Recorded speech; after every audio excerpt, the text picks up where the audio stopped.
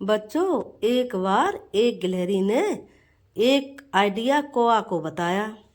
चलो कौआ भैया, हम तो दोनों मिलकर खेती करते हैं और जो पैदा होगा उसको आधा आधा कर लेंगे। कौआ की समझ में आ गया।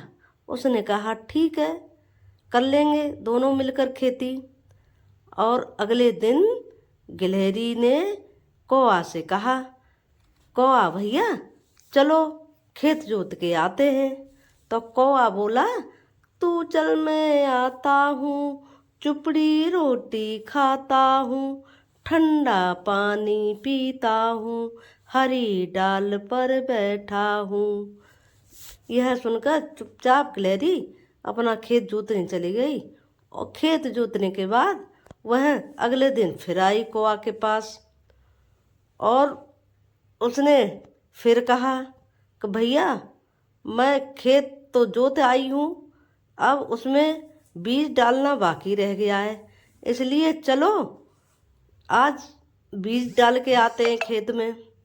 कौआ ने वही फिर कह दिया, तू चल मैं आता हूँ, चुपड़ी रोटी खाता हूँ, ठंडा पानी पीता हूँ, हरी डाल पर बैठा हूँ। गिलहरी फिर चली गई, क्योंकि गिलहरी तो मेहनत करती है और परिश्रमी है। कौआ आलसी था और वह खेत में दाना भी बो आई। अब आगे खेत खूब हरा भरा होकर के पक गया।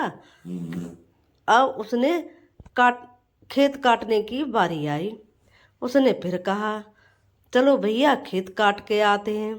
कौआ ने फिर कह दिया, तू चल मैं आता हूँ, चुपड़ी रोटी खाता हूँ, ठंडा पानी पीता हूँ, हरी डाल पर बैठता हूँ।